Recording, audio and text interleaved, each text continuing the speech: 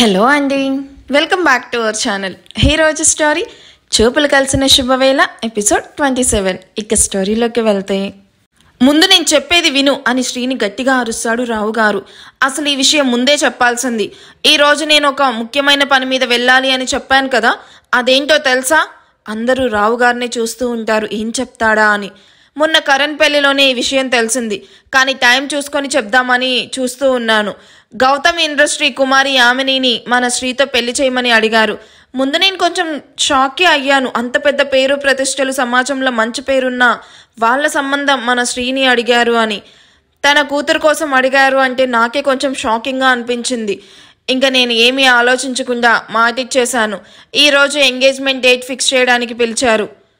శ్రీ గట్టిగా, డాడ్, నేను ఆల్రెడీ పెళ్లి చేసుకున్నానని చెప్తుంటే మీకు అర్థం కావడం లేదా? రావు గారు కూడా అంతే గట్టిగా, ఎప్పుడురా, ఎక్కడ జరిగింది నీ పెళ్ళి? ఎవరు చూశారు? మన ఇంట్లో ఎవరైనా చూసారా? పోనీ నీ ఫ్రెండ్స్లో ఎవరైనా చూసారా? చెప్పు, నీ పెళ్ళి ఎవరైనా చూసారా? గుడిలో చేసుకున్నావా, ఆ దేవుడి ముందు, లేక రిజిస్టర్ ఆఫీస్లో చేసుకున్నావా? ఎవరైనా సాక్ష్యం ఉన్నారా? ఏదో చేసుకున్నామంటే సరిపోదు, ఎవరు చూడని పెళ్ళిని నేను అస్సలు అంగీకరించను. శ్రీ కోపంతో పక్కనే ఉన్న టేబుల్ని గట్టిగా తంతాడు. అసలు ఇది నిన్ను ఏదో మాయ చేసి నీతో 3 ముళ్ళు వేయించుకొని ఉంటుంది. ఈ పని వాళ్ళని నేను అసలు ఎప్పటికీ నమ్మను అంటాడు రావుగారు. శ్రీకి చాలా కోపం వస్తుంది. ఇంట్లో కాలికి అందినవన్నీ తంతూ ఉంటాడు. అందరూ మూగలాగా చూస్తూ ఉంటారు. డాడ్, మీకు ఎలా చెప్తే అర్థమవుతుంది? సిరిని నేను పెళ్లి చేసుకుంటావా అని అడిగాను తెలుసా? తను ఏం చెప్పిందో తెలుసా అసలు మీకు? నేను మీకు సెట్ కాను, మీ స్టేటస్కి నేను సరిపోను, మీకు నాకంటే మంచి గొప్ప సంబంధం వస్తుంది, వాళ్ళని చూసి చేసుకోండి అని చెప్పింది. ఒకవేళ చేసుకోవాలి అని అనుకుంటే మన ఇంట్లో అందరినీ ఒప్పించి అందరికీ ఇష్టమైతేనే చేసుకుంటాను అని చెప్పింది. ఆ మాటకి జానకి చాలా బాధపడుతూ ఉంటుంది. నా సిరి బంగారం అని సుగుణ మనసులో అనుకుంటూ ఉంటుంది. శ్రీదేవి మాత్రం దీని దొంగ వేషాలు అని మూతి తిప్పుకుంటూ ఉంటుంది. అరే, నీకు అది మంచిదానిలాగా కనిపించడానికి అలా చేసుండొచ్చు కదా, నువ్వే నీ అంతటా నువ్వు వెళ్ళి పెళ్లి చేసుకునేలాగా పరిస్థితులు క్రియేట్ చేసి ఉండొచ్చు కదా అని రావుగారంటే శ్రీ సిరి వంక చూస్తాడు. సిరి అసలు ఏం మాట్లాడాలో తెలియని పరిస్థితుల్లో ఉంది. ఇంకా ఏంటి ఆలోచిస్తున్నావు? తను నిన్ను ప్రేమించడం లేదు, నీ వెనుక ఉన్న డబ్బుని, ఆస్తిని, స్టేటస్ని చూసి లవ్ చేస్తుంది. అందుకే ఎవరికి తెలియకుండా పెళ్లి చేసుకోవాలి అనుకుంది. ఇప్పుడు తాళి వంకతో మన ఇంట్లో సెటిల్ అయిపోవాలని చూస్తుంది. అవును నాన్న, నువ్వు చెప్పింది అక్షరాల నిజం. నేను ఎప్పుడో గమనించాను దీన్ని. అమ్మకి ఎన్నిసార్లు చెప్పినా వినడం లేదు. ఆపండి అని గట్టిగా జానకి అరుస్తుంది. నువ్వు మీ నాన్న మాట్లాడేది కొంచెం ఆపుతారా? సిరికి వెనక ఎవరూ లేరు అని మీ ఇష్టం వచ్చినట్టు మాట్లాడుతూ ఉన్నారు. జానకి, ఇది మన ఇంటి విషయం, బయట వాళ్ళని వెనకేసుకొని మాట్లాడవాకు అని రావుగారంటే, డాడ్, ఇంకా వాదించే ఓపిక నాకు లేదు. నేను ఈ ఇంట్లో ఉంటే అది నా సిరితోని, లేదు అంటే ఈ క్షణమే ఇప్పుడే ఎక్కడి నుంచి ఇల్లు వదిలి వెళ్ళిపోతాను అంటాడు. ఆ మాటకి అందరూ షాక్ అయి చూస్తూ ఉంటారు. నేను ఇంకా మౌనంగా ఉండడం మంచిది కాదు అనుకొని సిరి, అయ్యగారు, నేను ఒకటి అడుగుతాను, చెప్తారా? మా అమ్మ మా నాన్న నా ఊహ తెలిసిన దగ్గర నుండి మీ దగ్గరే పనిచేస్తున్నారు. ఏ రోజైనా మీకు నమ్మక ద్రోహం చేశారా? మీకు అవమానం జరిగేలాగా ప్రవర్తించారా? ఆ మాటకి అందరూ సిరిని చూస్తారు. జానకి లేదు అన్నట్టు చెయ్యి చూపిస్తుంది బాధగా. కరణ్ కూడా సిరి అంటూ బాధగా చూస్తాడు. రావుగారు ఏమీ మాట్లాడడం లేదు. మరి ఎందుకయ్యా పనిచేసే వాళ్ళని నమ్మకూడదు అంటారు? నేను వాళ్ళ కూతుర్నే కదా అంటుంది సిరి. ఇంకా ఆపు, నువ్వు అసలు వాళ్ళ కన్న కూతురువే కాదు, అందుకే నీకు వాళ్ళ బుద్ధులే రాలేదు. సిరితో సహా అందరూ షాక్ అవుతారు. ఆ మాటకి జానకి, సుగుణ ఇద్దరు ఒకరి మొహం ఒకరు చూసుకుంటూ ఉంటారు. అయ్యగారు, దయచేసి అలా అనకండి. వాళ్ళు నా తల్లిదండ్రులు. నేను చెప్తుంది నిజమే. వాళ్ళు మీ అమ్మ నాన్న కారు. ఆ విషయం మీ అమ్మగారికి కూడా తెలుసు అంటారు రావుగారు. జానకి అప్పటికే మైండ్ బ్లాక్ అయి చూస్తూ ఉంటుంది. ఈ విషయం అసలు ఆయనకి ఎలా తెలిసింది అని. అమ్మా, మీరన్నా చెప్పండి, వాళ్ళు నా కన్న తల్లిదండ్రులు అని అయ్యగారికి అలా మాట్లాడొద్దు అని చెప్పండి. నేను నిజంగా శ్రీసార్ని పెళ్లి చేసుకోవాలి అని అనుకోలేదు అని ఏడుస్తూ ఉంటుంది సిరి. ఏంటి అందరూ నన్ను అలా చూస్తున్నారు? నేను చెప్పింది నిజమో కాదో మీ అత్త సుగుణాని అడగండి. సుగుణ మొహంలో కంగారు కనిపిస్తూ ఉంటుంది. సిరి దాని కన్న కూతురే, అందుకే దాని బుద్ధులే వచ్చాయి.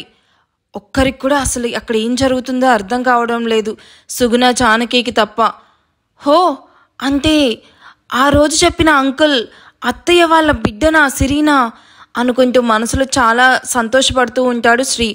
అంటే తను సిరి నా అత్త కూతురా, నా మరదలా, అయ్యో దేవుడా, ఇదంతా మంచి విషయమే, తను సిరి నా మరదలు అని చాలా హ్యాపీగా ఫీల్ అవుతూ ఉంటాడు శ్రీ. జానకి ఇంకా అయోమయంలోనే ఉంది. అవును, ఆ సిరి మన సుగుణ కూతురు అని కోపంగా చెప్తూ అది పెళ్లికి ముందే అంటూ ఆగిపోతాడు రావుగారు. అప్పటికే సుగుణ అన్నయ్య అని గట్టిగా అరుస్తుంది.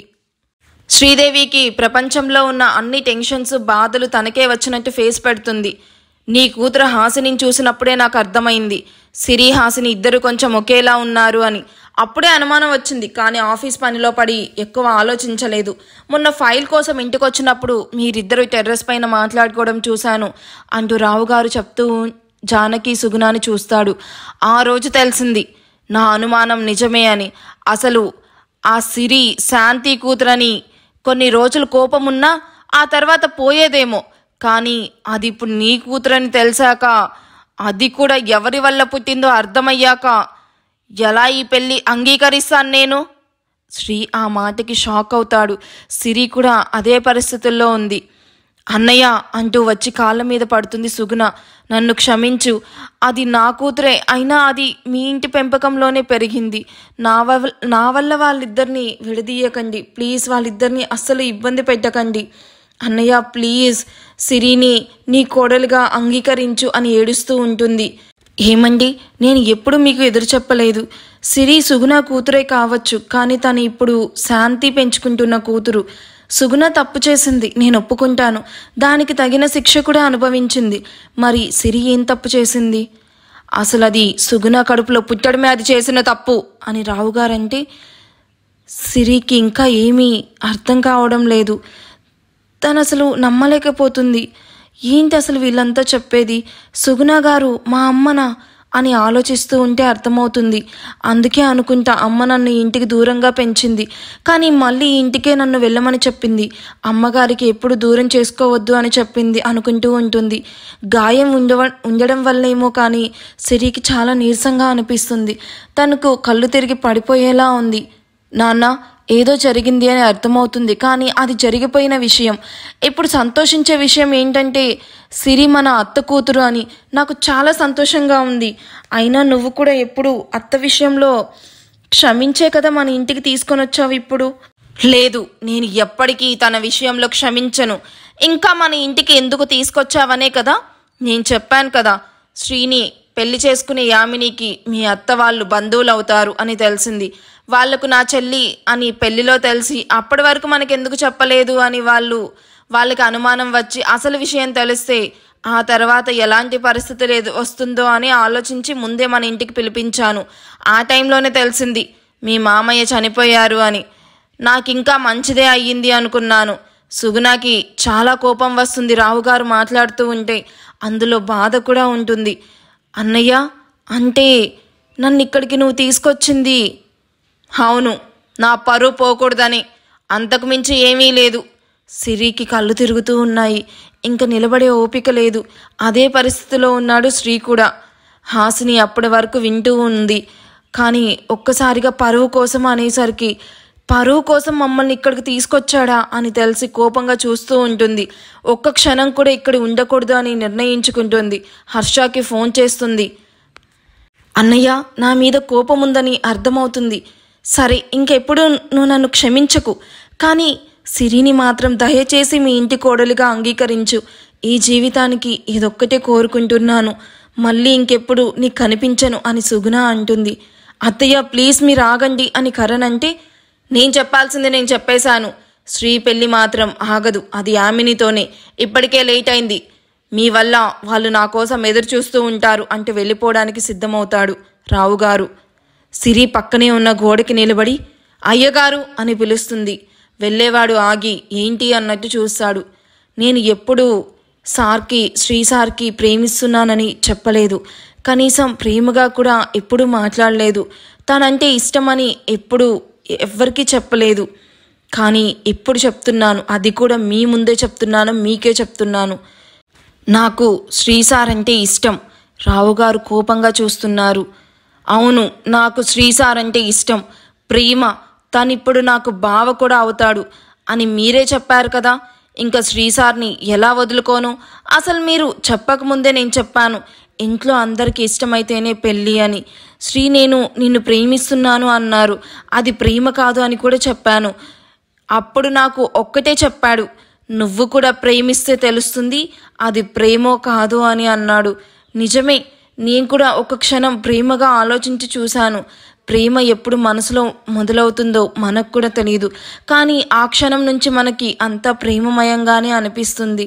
అందుకే శ్రీ అంటే ఇష్టం ఉన్నా అందుకు నేను తగను అని ఊరుకున్నాను. ప్రేమకు స్వార్థం ఉంటుంది, ఆ స్వార్థంతో శ్రీని మీకు దూరం అవుతాడేమో అనిపించింది. కానీ ఇప్పుడు చెప్తున్నాను, శ్రీ అంటే నాకు ఇష్టం, ప్రేమ. ఇంకా తను నా భర్త. రావుగారు కోపంగా, ఏంటి పిచ్చి పిచ్చగా వాగుతున్నావు అంటూ దగ్గరికి వస్తాడు. శ్రీ కూడా డాడ్ అంటూ వెళ్తాడు ముందుకి. సిరి నవ్వుతూ, మీరు కూడా అందరినీ ప్రేమగా చూడండి అయ్యగారు. ఆ ప్రేమ లేకే మీ చెల్లిని సుగుణ గారిని దూరం చేసుకున్నారేమో అనిపిస్తుంది. ప్రేమిస్తే ప్రేమ విలువ తెలుస్తుంది. ఆ విషయం నాకు శ్రీ చెప్పాడు అంటూ పడిపోతుంది సిరి. ఈ ఎపిసోడ్ ఎలా అనిపించిందో నాకు కామెంట్ చేయండి. వీడియో నచ్చితే ప్లీజ్ లైక్ చేయండి. Thank you for watching. Bye.